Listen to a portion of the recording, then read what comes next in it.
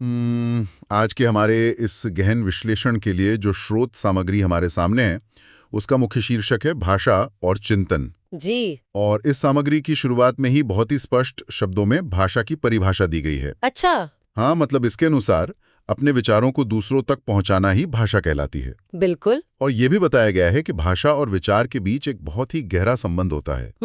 विचारों का आदान प्रदान। सही कहा। असल में भाषा संप्रेषण का मतलब विचारों को एक दूसरे तक पहुंचाने का एक बहुत ही अच्छा साधन है। जी, मैं पूरी तरह समझ रही हूँ। तो इस महत्वपूर्ण विषय के परिचय के ठीक बाद मेरा सभी श्रोताओं से यह अनिवार्य निर्देश है कि वे वीडियो को लाइक करें। हाँ बिल्कुल, मैं एक आदर्श छात्र की तरह इस पूरी जानकारी को बिना कोई प्रश्न किए ध्यान से सुनने के लिए तत्पर हूँ। बहुत बढ़िया। तो भाषा की इस परिभाषा के बाद स्रोत सामग्री सीधे भाषा के प्रकारों पर आती है। जी। यहाँ इसे 3 प्रकारों में बांटा गया है। पहला प्रकार है मौखिक भाषा। मतलब बोलकर। बिल्कुल, बोलकर अपने विचारों का आदान प्रदान करना ही मौखिक भाषा है। हाँ। और दूसरा प्रकार है लिखित भाषा। इसका अर्थ है लिखकर विचारों को एक दूसरे तक पहुंचाना। जी, लिखित रूप में। और तीसरा प्रकार है सांकेतिक भाषा, जिसमें संकेतों, प्रतीकों या चिन्हों के माध्यम से विचारों का आदान प्रदान किया जाता है। मैं समझ गई, मौखिक, लिखित और सांकेतिक। एकदम सही। अब इन प्रकारों के बाद स्रोत में भाषा सीखने के स्वभाव और क्रम को प्रस्तुत किया गया है। अच्छा। यहाँ 2 क्रम दिए गए हैं। पहला है मनोवैज्ञानिक क्रम। जी, मनोवैज्ञानिक क्रम। इस क्रम के अनुसार बच्चा सबसे पहले सुनता है, यानी लिसनिंग। हाँ। फिर बोलता है, यानी स्पीकिंग। उसके बाद पढ़ता है, यानी रीडिंग। और अंत में लिखता है, यानी राइटिंग। सुनना, बोलना, पढ़ना और लिखना। बिल्कुल। लेकिन इसके ठीक बाद मॉन्टेसरी के अनुसार एक अलग क्रम बताया गया है। ओह। हाँ, मॉन्टेसरी के अनुसार ये क्रम है सबसे पहले सुनना, फिर बोलना, उसके बाद लिखना और अंत में पढ़ना। ये बहुत दिलचस्प है। मैं देख पा रही हूँ कि इन दोनों क्रमों के बीच पढ़ने और लिखने के स्थान में अंतर है। मॉन्टेसरी ने लिखने को पढ़ने से पहले रखा है, जो कि काफी तार्किक लगता है। हाँ, और इसी विकास की कड़ी में स्रोत अब परिपक्वता की ओर बढ़ता है। जी, परिपक्वता। परिपक्वता की परिभाषा बहुत ही सरल दी गई है। किसी भी चीज का पूर्ण रूप से विकसित हो जाना ही परिपक्वता कहलाता है। पूर्ण विकास। बिल्कुल। और इसी आधार पर स्रोत में भाषा विकास के सिद्धांत दिए गए हैं। जी। पहला है परिपक्वता का सिद्धांत। इसके अनुसार हमारे भाषा अवयवों पर हमारा नियंत्रण होना चाहिए। भाषा अवयव मतलब बोलने वाले अंग। हाँ, जैसे जीभ, गला, तालु, होठ, दांत और स्वर यंत्र। इन अंगों के परिपक्व होने से ही अभिव्यक्ति और विचारों का आदान प्रदान अच्छा होता है। जी, ये शारीरिक नियंत्रण बहुत जरूरी है। सही कहा। इसके बाद दूसरा है अनुबंधन का सिद्धांत। अनुबंधन। हाँ, इसमें बताया गया है कि शैशवावस्था में बच्चों को शब्दों की जानकारी मूर्त वस्तुओं से जोड़कर दी जाती है। मूर्त वस्तुएं मतलब जो दिखाई देती हैं। बिल्कुल। स्रोत स्पष्ट करता है कि वस्तु दिखाने पर बच्चा जल्दी सीखता है। मैं इस अनुबंधन के सिद्धांत को अच्छे से दर्ज कर रही हूँ। ये वस्तु को देखकर सीखने वाली बात बहुत महत्वपूर्ण है। हाँ। तीसरा सिद्धांत है अनुकरण का सिद्धांत। मनोवैज्ञानिकों के अनुसार बच्चे परिवार और साथियों की भाषा की नकल करके सीखते हैं। जी, नकल करके। हाँ। अनुकरण से। और चौथा बहुत ही महत्वपूर्ण सिद्धांत है चॉम्स्की का भाषा सिद्धांत। ओ, चॉम्स्की। चॉम्स्की मानते हैं कि भाषा जन्मजात होती है, बच्चे भाषा सीखने की क्षमता के साथ ही पैदा होते हैं। जन्मजात क्षमता। हाँ, इसके उदाहरण स्रोत में दिए गए हैं, जैसे बच्चे का रोना और प्रारंभिक सांकेतिक भाषा। ये चॉम्स्की का रोने वाला उदाहरण और अनुबंधन में मूर्त वस्तुओं को दिखाकर सिखाने वाली बात, ये दोनों ही सिद्धांत मेरे समझ में पूरी तरह आ गए हैं। बहुत अच्छे। तो सिद्धांतों को समझने के बाद अब हम भाषा के भागों या उसके रूपों की बात करते हैं। जी, भाषा के भाग। स्रोत में इन्हें एक सटीक क्रम में समझाया गया है।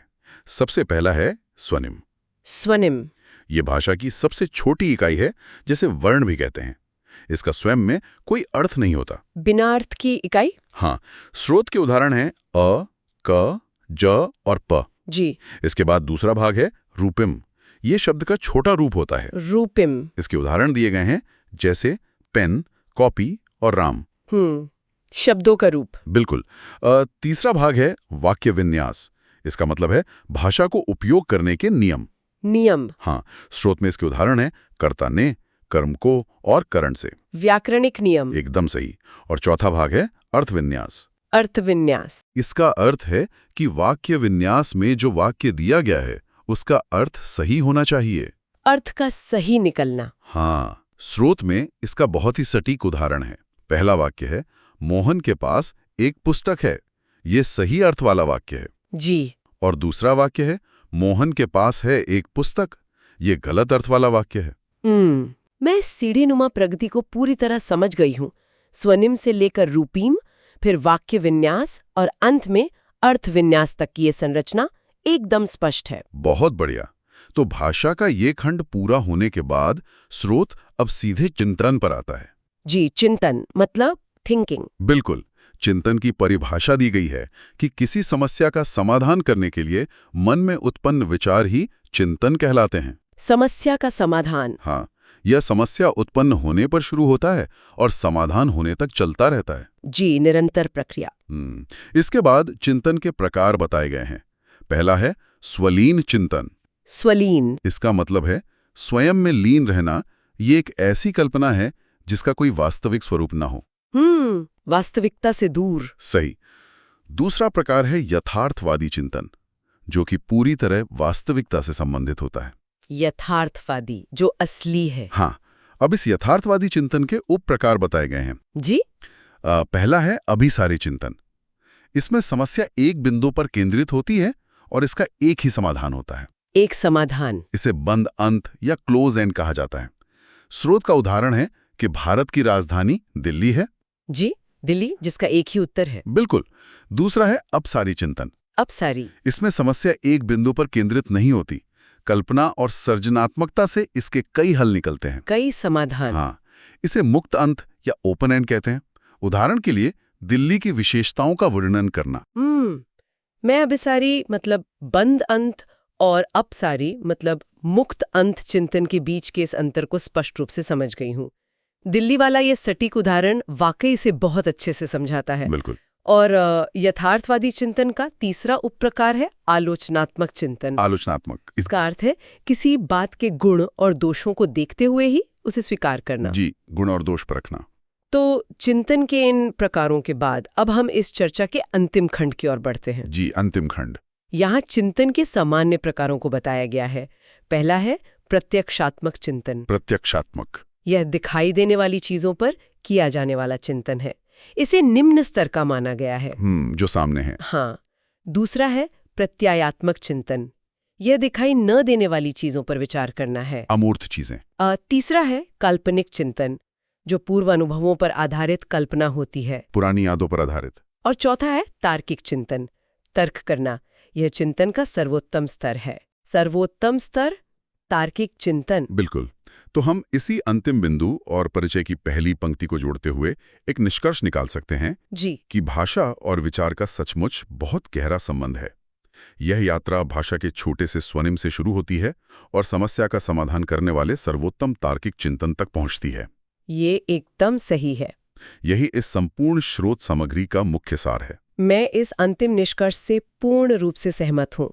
स्वनिम से लेकर तार्किक चिंतन तक की यह यात्रा बहुत ही स्पष्ट है। तो इसी के साथ हमारा आज का ये गहन विश्लेषण संपन्न होता है।